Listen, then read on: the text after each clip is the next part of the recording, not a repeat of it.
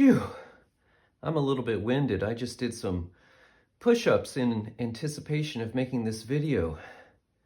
Tomorrow, me and my students will be playing a recital, and I'm trying to prepare myself. Whenever I get up in front of people for public speaking or for a piano performance, my heart rate increases and my hands start shaking. And it's pretty distracting to have all these physiological messages from my body, and I have to still focus on the task at hand.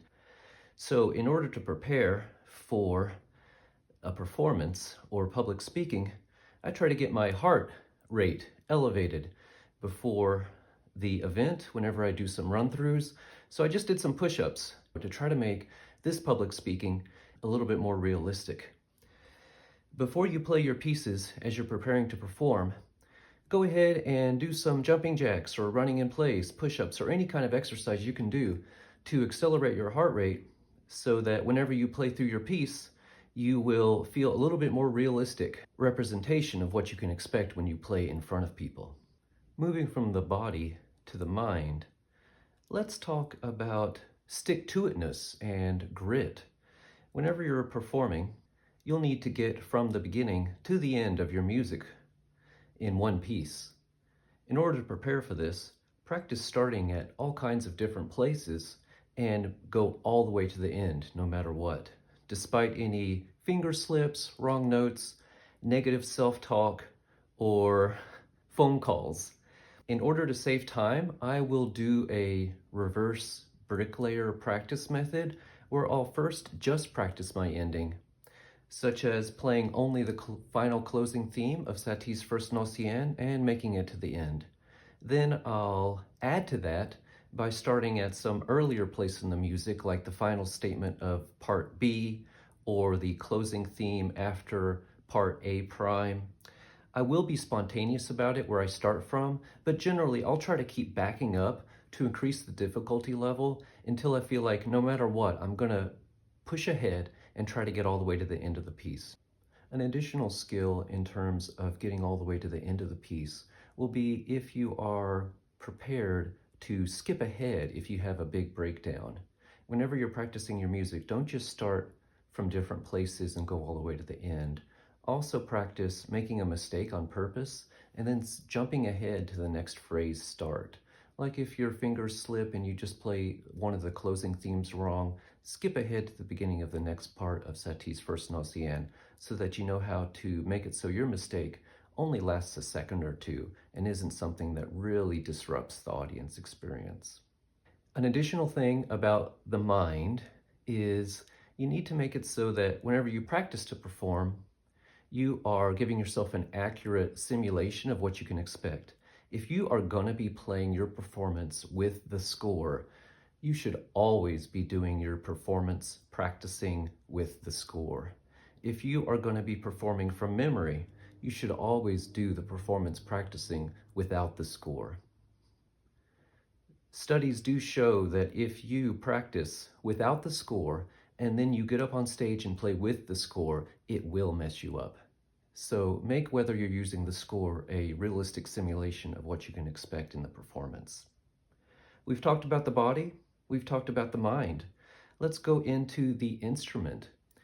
You'll probably be playing on a different instrument than what you practice on, and so it'll be advantageous to try as many different instruments as you can, and also, if at all possible, to try the instrument you can expect to perform on. If you're a youngster and you're playing in your teacher's piano recital, it will be good just to even come 5, 10, or 15 minutes early to the recital location and just try to play a couple notes. Even a couple notes or 2 or 3 pushes on the pedal can help you know what to expect whenever you play your piece for real. If you are going to be playing on an instrument in a public place or a semi-public place that might not be under good maintenance, practice your music without the pedals. Even though it could sound horrible, it could really distort the overtones and the color of the music, you might come across a piano that doesn't have a working damper pedal. So play through your pieces without the right pedal and just see if you can get through the notes, the fingers, the rhythms. Try to still have good balance and dynamics, even though the music will sound very distorted and dry without the pedal. You might come across it. You might really come across it with an unfamiliar piano. Also, don't use the una corda soft pedal as a crutch. That might not be working on the piano that you're performing on. I've seen pianos where the una corda pedal is not correctly regulated, and whenever you push the left pedal, the hammers slide over as they're supposed to, but they slide too far, and you actually hit the note next to the one you're playing. I had a piano where I would push the una corda pedal and everything would become appealing and soft and fuzzy, except for middle C, which was misregulated and would slide over too far, and you'd push middle C, it would play middle C, but it would also play one of the three strings for C sharp. So it was not something you could depend on. Finally, when talking about the instrument, if you are at home and you're playing on a small keyboard, or any keyboard at all really, and you know you'll be playing on an acoustic piano, either an upright, a baby grand, or a grand piano, I recommend playing on your keyboard with a lot of extra force, because the electric instruments often have such an easy key pressure that it doesn't take much at all to make a sound. But whenever you play on an acoustic piano of all different sizes, there will be huge variety in how heavy the action is.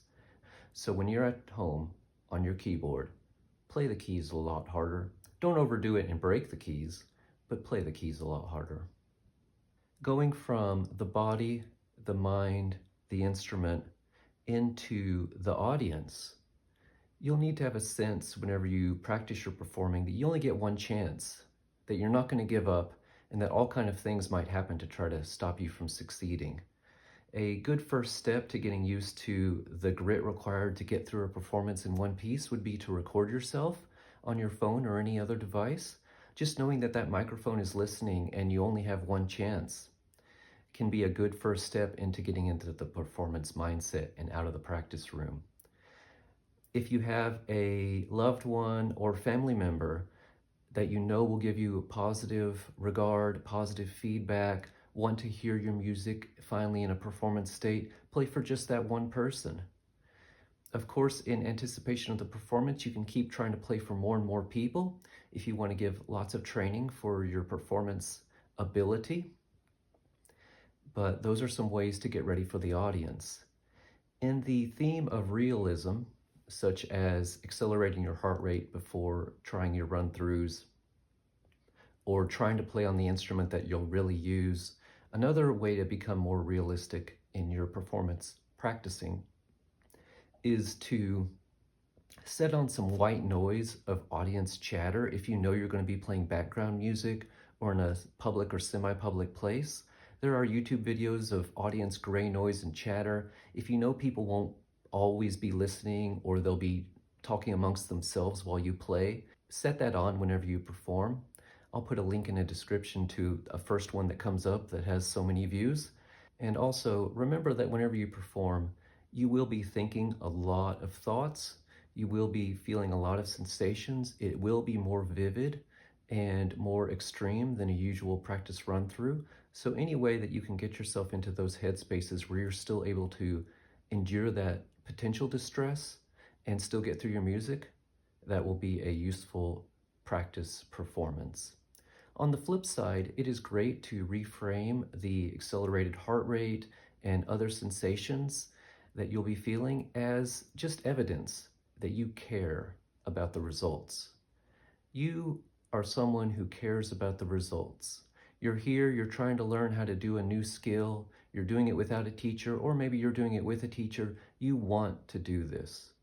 Even though it's potentially unpleasant, if you get in front of people and feel a lot of physiological responses from your fight or flight response, you do want to be here. You do want to show that you have put in some work and you're doing something outside of your comfort zone. So don't forget that even though our heart rate may increase, our hands may shake, our mind may yell at us, we do want to be here. We want to share our music with the community, and we want to demonstrate that we've put in some time and we're happy with the results. So be sure to also reframe it as you just really caring and wanting to do a good job. Good luck in your performance, and I'll see you next time.